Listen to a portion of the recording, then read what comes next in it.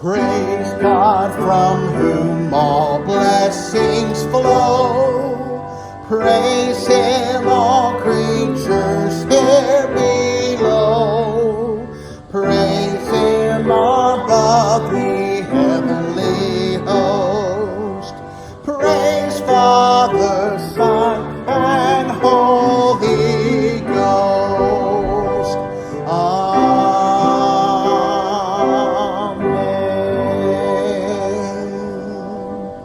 Be seated.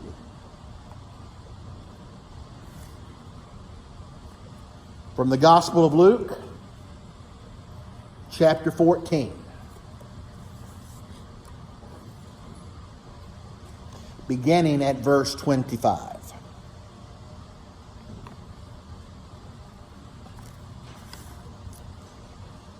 Now great crowds were traveling with him, so he turned and said to them, "If anyone comes to me and does not hate his own father and mother, wife and children, brothers and sisters, yes, and even his own life, he cannot be my disciple. Whoever does not bear his own cross and come after me cannot be my disciple. For which of you, wanting to build a tower, doesn't first sit down and calculate the cost to see if he has enough to complete it? Otherwise, after he has laid the foundation and cannot finish it, all the onlookers will begin to make fun of him, saying, 'This man started to build, wasn't able to finish.' Or what king, going to war against another king, will not first sit down and decide if he is able with 10,000 to oppose the one who comes against him with 20,000? If not, while the other is still far off, he sends a delegation and asks for terms of peace. In the same way, therefore, every one of you who does not say goodbye to all his possessions cannot be my disciple. Now, salt is good, but if salt should lose its taste, how will it be made salty? It isn't fit for the soil or for the manure pile. They throw it out. Anyone who has ears should listen." This is the word of God for us, the people of God. Thanks be to God. I've got it this morning. I made sure I had it. I've got a couple extra copies hid several different places, just in case. I know a couple of you threatened to come up here and take it. But there's no more frustrating, scary, panicky situation to pull out your sermon and it not be there. When you're about to speak, you want to be prepared. Now, luckily, it was up here. And this is just like a sponge. And it was here too. But it sure does help to have it here as well. It helps to be prepared. Now, when it comes to being prepared, there are two different thoughts, two different ways of looking at it. First of all, there's the Boy Scout way. Now, I wasn't a Boy Scout, I was a Cub Scout, but the Boy Scouts went camping too much for me, and that's not my thing. So I stopped after being a Cub Scout. But the Boy Scout motto is to be prepared. Now, when you are a Boy Scout, being prepared means having utility belts with all sorts of handy things on them, having a backpack full of all kinds of things you may need, having a knife that has 25 separate functions in your pocket, having anything you might need in any situation. That's what it means to be prepared when you're a Boy Scout. But there's another way to look at being prepared. That was what a youth minister sent to his youth members. They were going skiing. He sent them a letter. He said, do not overpack. There is not room for you to bring your whole wardrobe. All you need is your ski stuff and some casual clothes for the evenings. Don't show up with gigantic suitcases full of needless stuff. For the youth minister, being prepared means to pack light. For the youth minister, being prepared means only bring what you think you will need. For a Boy Scout, it's bring the whole kitchen sink with the refrigerator and everything. For the youth minister, no, don't bring all that stuff. Just bring the bare necessities. Both are two aspects of being prepared. Jesus is talking about being prepared in our gospel lesson today. Let's see if Jesus is a Boy Scout or a youth minister. What does Jesus mean when he says to be prepared? Well, he tells two parables. If you want to get real technical, they are called twin parables. In other words, they're two stories that tell the same lesson or the same application. Jesus starts out. Which one of you, and this one's clearly aimed at us ordinary folks, which one of you who wants to build a tower? Now we're talking here about home improvement. We're talking about a project. Jesus is talking about some farmer. He owns a vineyard. He owns some fields, and he wants to build a raised platform next to his grain field. Let's say so he or his son or his servant can stand tall, and they can look and see if there are any animals coming to get a snack from his field. And if they do, they've got a better shot at it. This farmer decides that he has a vineyard, and he wants to make sure nobody's going to come in and take any of his grapes.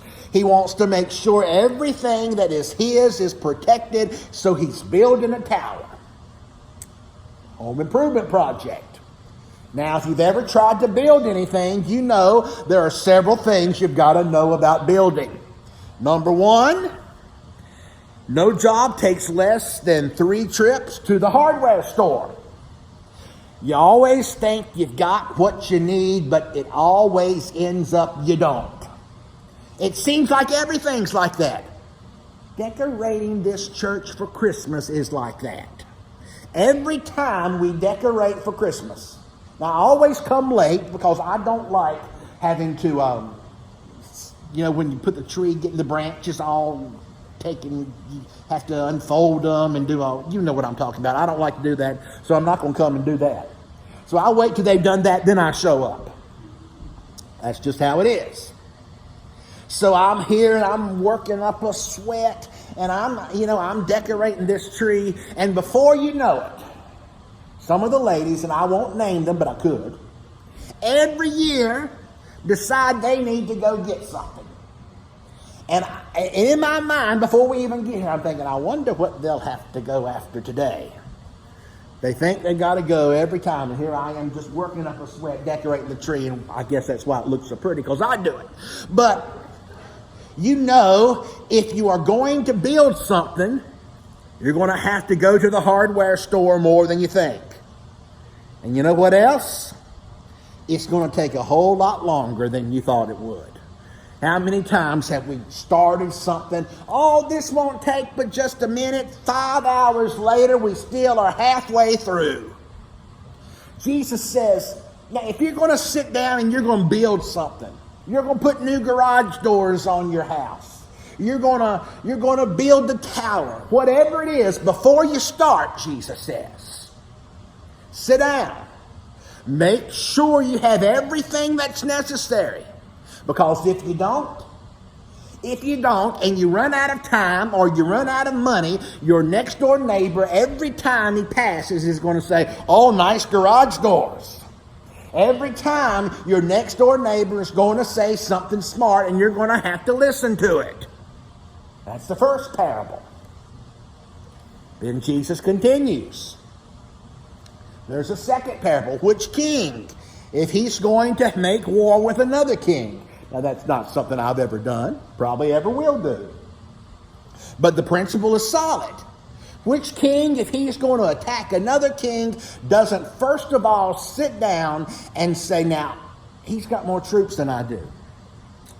Not so sure we can beat this king. And if you think you can't, if you get all your military leaders together and you say, we better think about this, we better not go to war, you better ask for some peace. You better send a delegation. You better start talking diplomatically to each other. Because, well, you might lose your whole army. You might lose your whole kingdom. Now, in the first parable, Jesus tells, you might have to listen to your next door neighbor. The second parable, you might lose everything. Jesus says you better be prepared. It almost sounds there like Jesus is a Boy Scout. It almost sounds like Jesus is saying, now you better have everything in order before you start. You better make sure you have all the necessities. You better make sure you have all the supplies all the time, and don't start it if you can't finish it. Is that what Jesus is saying? Well, it helps to read the background. It helps to put these parables in context. Because Jesus has just told the crowds, if you do not hate your father, your mother, your sister, your brother, your wife, and your children, you cannot be my disciples. Wow. I'm not sure if that's not the harshest and most difficult words Jesus ever said. What does he mean? Now, when he says hate them, he doesn't mean act mean to them. He doesn't mean call them names. He doesn't mean mark them off your Christmas list. What he does mean is this. His disciples at times will have to act like they hate their fathers, their families, their mothers, even their children. What does that look like, though? I think when Jesus says that, in the back of his mind, he's going back to the Sea of Galilee. He's going back to when Peter and James and John were with their father. They were fishing. We're told by some scholars that Zebedee, some of his disciples were the sons of Zebedee. Zebedee was a fairly wealthy man. They had servants. His sons would have been the ones who were looking after the business. Jesus comes up. Jesus says, follow me. What did they do? They left everything. They left their nets. They left their business. They left their father. To that father, he may have been heartbroken. He may have thought, well, my sons don't love me like they should. He may have thought, I can't believe my family treated me like that. Now, it wasn't that they hated their father. They didn't. But when it came to priorities, following everything for Jesus maybe made it seem like that. And Jesus says, if you want to be my disciple, you're going to have to do that. And he also says, if you want to be my disciple, you must give up all of your possessions. What is he saying? Jesus is saying here, you get prepared by unloading a lot of stuff that you don't need. If you want to be my disciple, you've got to carry your cross. You've got to give up your life. This is an image of daily sacrifice. This is a picture of someone who is giving it all for Jesus. Now we get a partial picture of what this is when we think about paramedics, when we think about firefighters, first responders. They do seemingly put their life on the line. They rush into buildings that are on fire. They go into places where there are gunmen shooting. But even they have rules that are meant to protect each other, that are meant to protect their lives. Jesus does not offer any caveat. Jesus does not say, but it's okay if you keep this or if you keep that. Jesus says, get rid of it all if you want to be my disciple. He even says, carry your cross. For us, we see the cross as a beautiful ornament. We sing that we'll cherish the old rugged cross. But for the people Jesus is talking to, it's not beautiful. It's not something to cherish. It's an instrument of death. Jesus is saying, if you want to be my disciple, you've got to be willing to die. Be prepared. In life, it often means that we make sure we have enough nails, enough boards to complete our projects. But the truth is, none of us have an endless supply of money. None of us have an endless supply of time. So being prepared means that we choose one project over another. Extra medical bills may mean that the garage doors have to wait for a while. And because most of us don't have an endless supply of time, being prepared means we choose what's most critical. The garage doors can wait if a child needs help with his science project.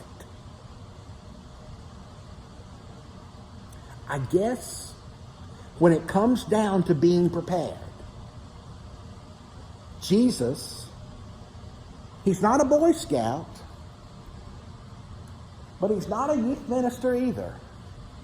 In fact, I think in the text today that we see, Jesus takes both of these images and he says, if you really want to be prepared, you've got to do two things. First of all, there will come a day, somewhere, sometime, when Jesus calls you to do something that's going to require you setting aside something really meaningful and really dear to you. We've got to remember what Jesus is doing. Luke has already told us earlier in his gospel that Jesus set his eyes, he set his face toward Jerusalem. What happens in Jerusalem? Jesus is betrayed. Jesus is mocked. Jesus is ridiculed. Jesus is crucified. Jesus has set his face toward the kingdom of God. And in that kingdom, there won't be poor people. There won't be rich people. No one will even think of building a tower to protect his field or his vineyard. No one will need a stronger set of garage doors to protect his yard tools. In that kingdom, there'll be no violence. So we don't need to budget for armies. We won't think of fighting each other. The thing is, we've spent so much time and money on these things that we've gotten to where we like our garage doors. We like our tools. And our hands are so full of all of these things, all of these possessions that we've worked hard for. And Jesus comes and he smacks us in the face and he says, if you really want to be my disciples, you've got to get rid of some of this stuff. Some of this stuff, and they're not bad things. Protecting what's yours. Making sure your family is taken care of.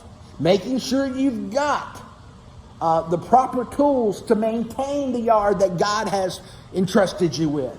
That's not bad. But what Jesus is saying is if it stands in between you and what he's calling you to do, you've got to be prepared to let it go. Let it go. And Jesus also says, until you do, you'll never really understand what it is to live. Because Jesus is on his way to Jerusalem. He's on his way to the empty tomb. He's on his way to the cross. He's on his way to resurrection. And Jesus says, if you want to come after me, you've got to be willing to do all of that too. Be prepared, Jesus says. What does he mean? Is he a Boy Scout? Or is he a youth minister? I think he's both. Because what I think Jesus is saying, be prepared. Before you start your journey, you sit down and you make sure that you are willing to give up whatever it takes. That you are willing to put me first, Jesus says. If you're not willing to do that, stay at home. If you're not willing to do that, if you're not willing to give up everything, don't even start, Jesus says. Sit down and make the calculations. Look deep within yourself and ask yourself, am I willing to risk it all for Jesus? And if the answer is yes, then pack like the youth minister suggested. Let go of everything. Let go of everything and hold on to Jesus. To us, that sounds crazy. It really does. We live in a society, we live in a Christian community that tries to have one foot in the world, one foot in the church. And we say, yes, Jesus is great and he's the Lord of our life. And we get our vineyards and we get our garage doors too. But is that really following Jesus? Is that really being prepared for the kingdom of God? Listen to his words again. If anyone comes to me and does not hate his own father and mother, wife and children, brothers and sisters, and even his own life, he cannot. Did you hear that? Cannot be my disciple. Whoever does not bear his own cross and come after me cannot be my disciple. Listen, cannot be my disciple. In the same way, every one of you who does not say goodbye to all of his possessions cannot, Jesus says, be my disciple. Remember what Jesus said to the rich young ruler? The rich young ruler comes to Jesus. The rich young ruler has lived a moral life. The rich young ruler has tried to keep the commands, and Jesus looks at him and says, but you lack one thing. What's that? The rich young ruler says. Jesus says, go sell everything you have and give it to the poor. We read next that he went away sorrowful. He had many possessions. Let's bring it to 2019. What does it mean to give up everything for Jesus?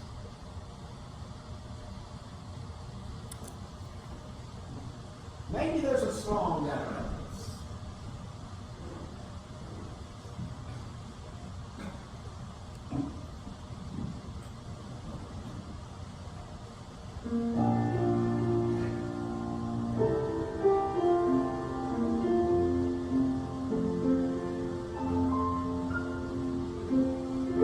Going merrily along my way,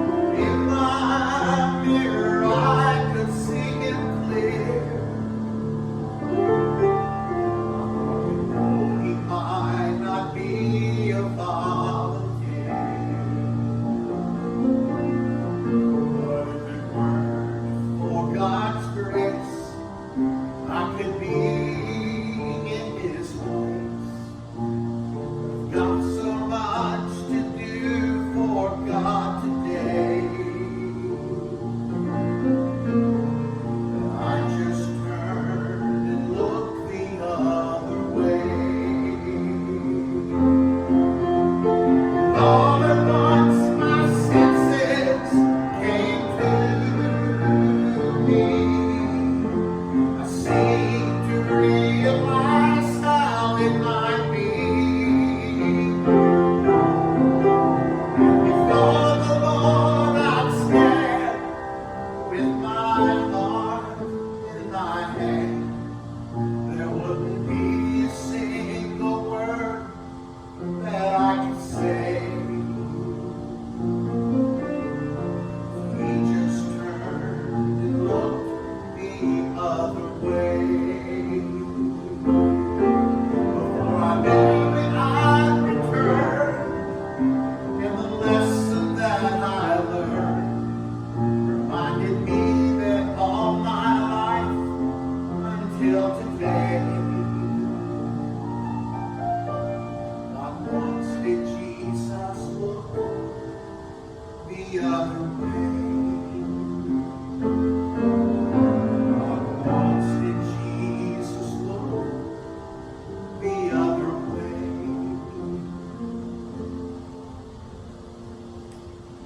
Well, I guess I just run the whole sermon because I went to bed. Because we all know what it means. We all know that feeling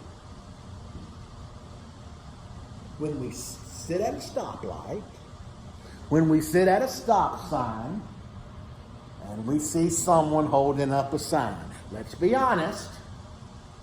We seem to get our phones out and play on them. We mess with the radio. We do everything except look at that person in the face. I remember years and years ago, it was 2003. Wow, that's been a long time. We had been, I was minister at Christ, and we had been to the hospital in Winston-Salem. Right there at Hawthorne Drive stands a man with a sign, willing to work for food. I'm with the chairman of the deacons. I take my wallet and I hold it close. And I think, yeah, if he was willing to work, there's a Hardee's right there. And my deacon opens his wallet, opens his heart, and gives the man something. You say, you're right, he could have worked. We can't give people handouts. In the same way, every one of you who does not say goodbye to all his possessions cannot be my disciple. Tony Campolo tells the story. He's in Philadelphia. He lives in Philadelphia. He ministers at a church that's an inner city church. One morning he's walking down the street and there comes a man, and the man says, "Praise the Lord, it's a beautiful day."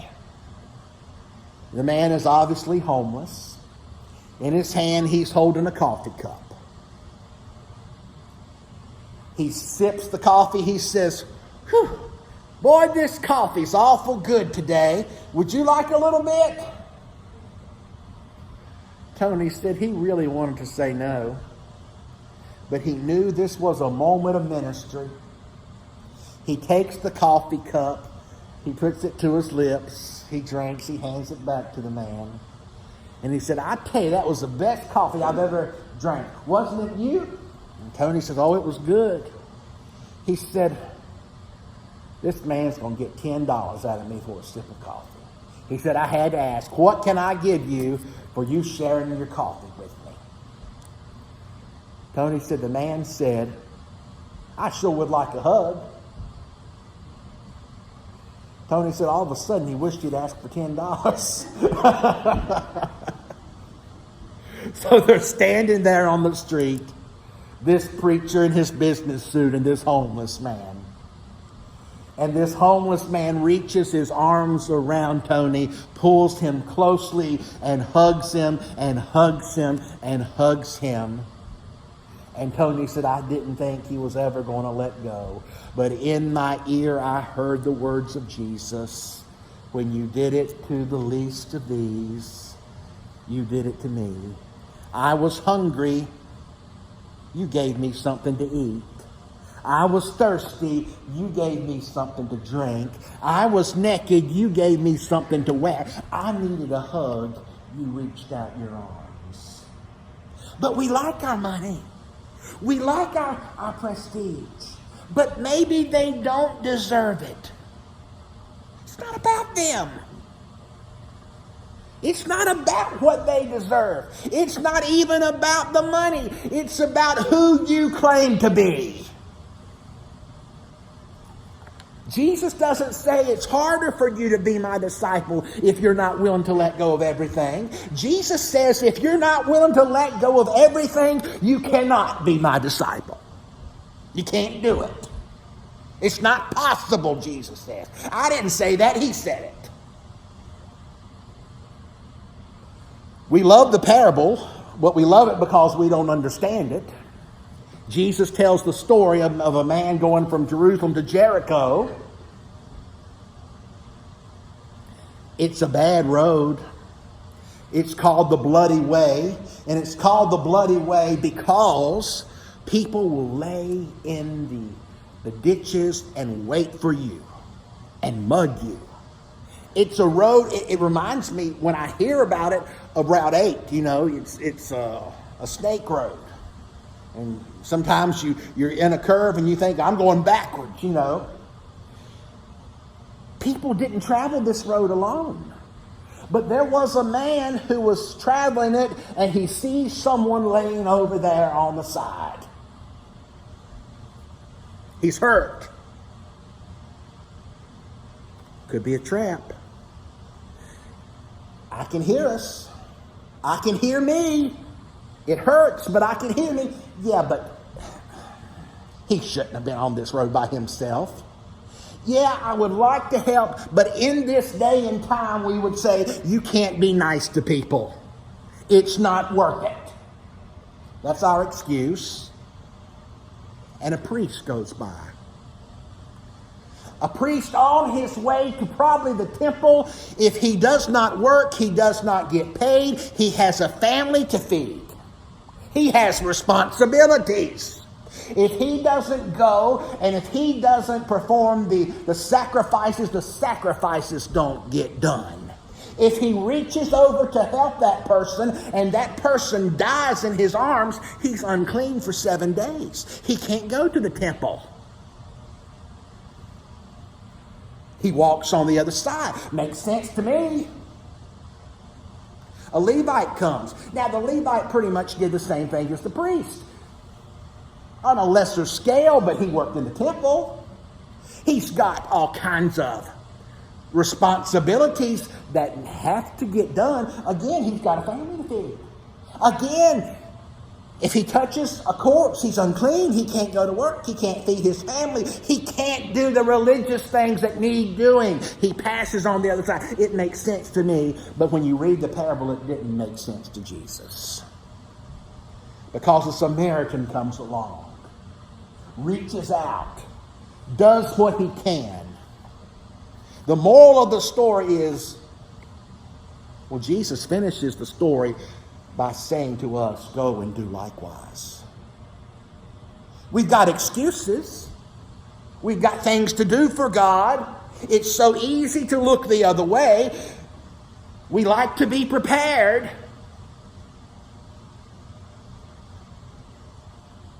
But I think the point of Jesus' parables, I think the point of the Christian life is this. If you can look the other way, you're not prepared. Listen again. In the same way, every one of you who does not say goodbye to all his possessions cannot be my disciple. If you can look the other way, Jesus says, you're not prepared. Amen.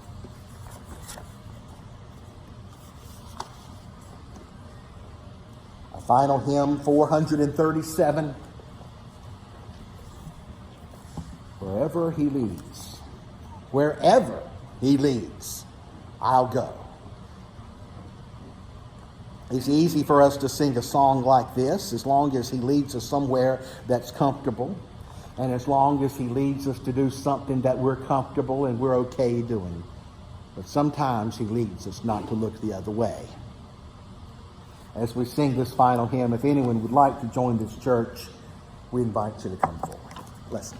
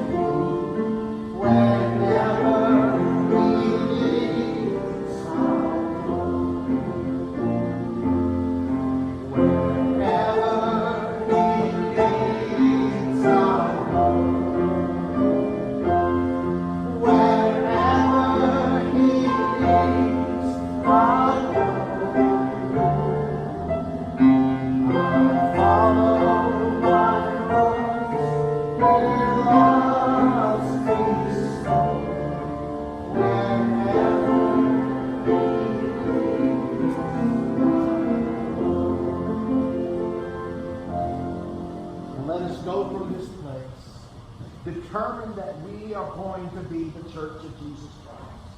Let us go to feed the hungry, to give water to the thirsty, to hug those who are hurting, to show the world that Jesus means more to us than any possession. Let us go and serve the one who died for us. In the name of the Father, and of the Son, and of the Holy Spirit. Amen.